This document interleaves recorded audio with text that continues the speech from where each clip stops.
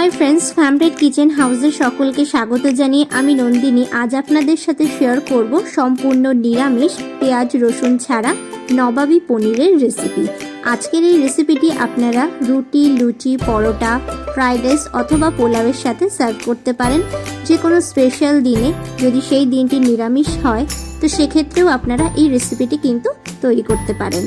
আজকের এই রেসিপিটি শেষ পর্যন্ত দেখার অনুরোধ রইল। রেসিপিটি যদি ভালো লেগে থাকে আমার চ্যানেলটি সাবস্ক্রাইব করে আমার পাশে থাকার অনুরোধ রইল আপনাদের সকলের কাছে। আর পাশে থাকা বেল আইকনটি অনে সেট করে দেবেন যাতে নতুন কোনো রেসিপি আপডেট করলে তার নোটিফিকেশন সবার আগে আপনাদের কাছে পৌঁছে যায়। তাহলে চলুন শুরু করে দেওয়া যাক আজকের এই রেসিপিটি। এখানে আমি কিছু কাজু বাদাম নিয়েছি 2 চামচ সাদা তিল, নিয়েছি 2 চামচ চালমগজ, একটা বড় এলাচ আর 2টো ছোট এলাচ নিয়েছি। দিয়ে দিচ্ছি 3টে লবঙ্গ, 4টে দারচিনির টুকরো। এখানে 1 ইঞ্চি আদা আমি ছোট ছোট টুকরো করে কেটে নিয়েছি। দিয়ে দিচ্ছি 7-8টা আলমন্ড বাদাম আমি জলে ভিজিয়ে রেখে দিয়েছিলাম, তারপর খোসা ছাড়িয়ে এর মধ্যে দিয়ে দিলাম 1 চামচ কসুরি মেথি। এবার এই সমস্ত উপকরণগুলোকে শুকনো আমি একটু রোস্ট করে নেব। গ্যাসের ফ্লেমটাকে মিডিয়াম টু লোতে রেখেই রোস্ট করব এবং ততক্ষণ পর্যন্ত রোস্ট করব যতক্ষণ না খুব সুন্দর একটা গন্ধ বের হতে শুরু করে। এখানে কিন্তু আমি কোনো তেল বা ঘি ব্যবহার করিনি, আপনারা এখানে ব্যবহার করলেও করতে পারেন, না করলেও কোনো অসুবিধা নেই। দেখুন মশলাগুলো কিন্তু সম্পূর্ণ ভালোভাবে রোস্ট করা হয়ে গেছে, খুব সুন্দর গন্ধ বের হতে শুরু করেছে। এবার আমি এর মধ্যে দিয়ে দেব সামান্য পরিমাণে একটু জল, আর হাই টু মিডিয়াম ফ্লেমে আমি একটু নাড়াচাড়া করে নেব এবং এই জলটাকে কিন্তু একদমই শুকিয়ে ফেলবো। তো দেখো জলটা কিন্তু অনেকটাই টেনে এসেছে। এবার আমি গ্যাসের ফ্লেমটাকে অফ করে ঠান্ডা হতে দেব এবং বেশ ভালোভাবে ঠান্ডা হয়ে গেলে আমি এই মশলাটাকে মিক্সচারের বাটির মধ্যে নিয়ে ফিরে আসছি। মশলাটা ভালোভাবে ঠান্ডা হয়ে গেলে আমি মিক্সচারের বাটির মধ্যে নিয়েছি।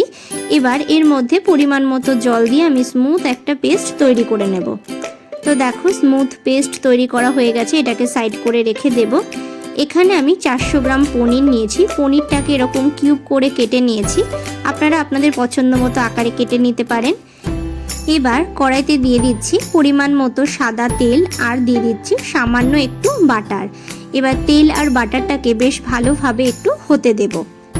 তেল ভালোভাবে হয়ে গেলে আমি পনিরটাকে সমস্ত পনিরই আমি তেলের পরে দিয়ে দেব এবং হালকা এপিট ওপিট নাড়াচাড়া করে হালকা ভেজে নেব।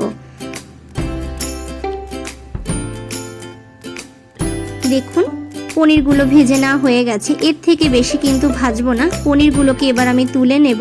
এখানে আমি উষ্ণ গরম জল রেখেছি, এই জলের মধ্যে ভেজে রাখা পনিরগুলো আমি দিয়ে দেব। এতে করে পনিরগুলো সব নরম তুলতুলে থাকবে আর এই জল সমেতই কিন্তু পনির আমি ব্যবহার করব। পনির ভাজা তেলের মধ্যে আমি দিয়ে দিচ্ছি সামান্য একটু সাজিরে ফোড়নটাকে বেশ ভালোভাবে হতে দেব। ভালোভাবে ফোড়নটা হয়ে গেলে বেটে রাখা মশলাটা দিয়ে দেব। ভালো করে একটু নাড়িয়ে নিচ্ছি আর মিডিয়াম টু লো ফ্লেমেই মশলাটাকে বেশ ভালো করে কষিয়ে নিতে হবে, হাইতে দিলে কিন্তু খুব ছিটতে থাকবে। মশলার বাটিটা ধুয়ে সামান্য একটু জল দিয়ে দিলাম, ভালো করে একটু নাড়াচাড়া করে নিচ্ছি। 2-3 মিনিট নাড়াচাড়া করে নিয়ে এর মধ্যে দিয়ে দিচ্ছি কাঁচা লঙ্কা, 1/2 চামচ ভাজা ধনে জিরের গুঁড়ো আর দিচ্ছি 2 চামচ টক দই। ঝালটা আপনারা যে যেরকম খেতে পছন্দ করেন সেই অনুসারেই দেবেন। এবার বেশ ভালো করে নাড়াচাড়া করে মিশিয়ে নেব। ভালোভাবে নাড়াচাড়া করে মিশিয়ে নিয়ে এর মধ্যে দিয়ে দিচ্ছি স্বাদ মতো লবণ আর দিচ্ছি 1/2 চামচ মতো চিনি। টক দইটা অনেক সময় দেওয়ার সাথে সাথে কিন্তু ফেটে যেতে পারে, তাতে ভয়ের কোনো কারণ নেই। তারপর ভালোভাবে নাড়াচাড়া করে কষিয়ে নিতে কিন্তু সেটা আবার ঠিক হয়ে যাবে। ভালোভাবে নাড়াচাড়া করে মিশিয়ে নিয়ে গ্যাসের ফ্লেমটাকে একদম লোতে রেখে আমি ঢাকা দিয়ে কষিয়ে নেব।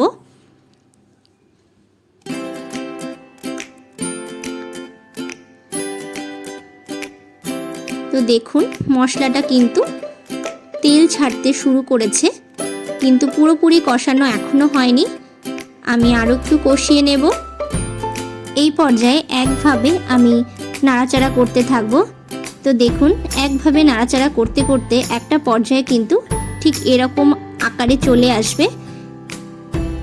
কড়াইয়ের গায়ে কিন্তু তেল ছাড়তে শুরু করেছে এবং মশলাগুলো কিন্তু এক জায়গায় এরকম দলা পাকিয়ে আসতে শুরু করবে। তখনই কিন্তু বুঝতে হবে মশলাটা কষানো হয়ে গেছে।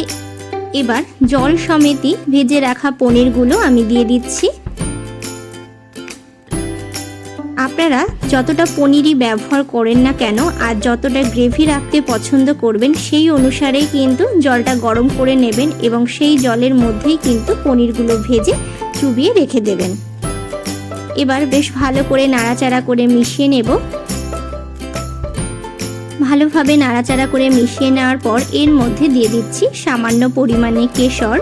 কেশর দিয়েও বেশ ভালোভাবে নাড়াচাড়া করে নিয়ে আমি বেশ কিছুক্ষণ ফুটিয়ে নেব। তো দেখুন ভালোভাবে ফুটিয়ে নেওয়ার পর ঝোলটা কিন্তু ঠিক এরকম ঘন হয়ে এসেছে। নবাবী পনির কিন্তু একদমই রেডি হয়ে গেছে। নামানোর আগে আমি এর মধ্যে দিয়ে দিচ্ছি 1 চামচ কেওড়ার জল। ভালোভাবে নাড়াচাড়া করে মিশিয়ে নেব। এবার এখানে আর কোনো মশলার ব্যবহারের কোনো প্রয়োজন নেই। এবার আমি সার্ভ করে দেব। আপনারাও এই রেসিপিটি বাড়িতে ঠিক এইভাবে তৈরি করে দেখতে পারেন। আশা করছি আপনাদেরও ভালো লাগবে। রেসিপিটি বাড়িতে ট্রাই করে কমেন্ট করে জানাতে ভুলবেন না যে আপনাদের কেমন লাগলো। আজকের এই রেসিপিটি যদি ভালো লেগে থাকে লাইক করবেন, শেয়ার করবেন। সকলে ভালো থাকুন, সুস্থ থাকুন এই কামনা করে এখানেই শেষ করছি। আবারও ফিরে আসবো নতুন কোনো রেসিপির ভিডিও নিয়ে। ভিডিওটি শেষ পর্যন্ত দেখার জন্য অসংখ্য ধন্যবাদ।